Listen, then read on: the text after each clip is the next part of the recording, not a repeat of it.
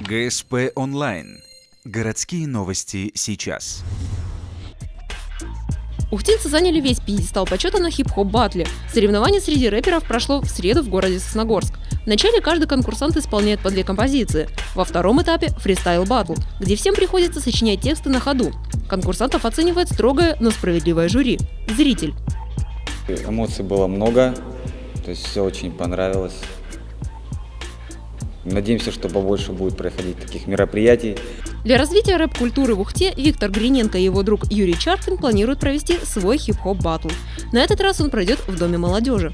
Как обещают организаторы, на этом ежегодном фестивале будут подведены итоги за последние 12 месяцев, а также определены первоклассные танцоры и лучшие песни. Юрий Чаркин, который завоевал в Сосногорском баттле 2 место, не понаслышке знает, как важны подобные мероприятия, ведь его творческой карьере уже 11 лет. У меня своя группа рэп-кор, я занимаюсь рэп-кором, плюс я немножко пою там, попсы, еще рэпом занимаюсь, плюс студия звукозаписи, на которой сейчас мы с ребятами развиваемся уже профессионально. Оба исполнителя сейчас работают над музыкальными альбомами.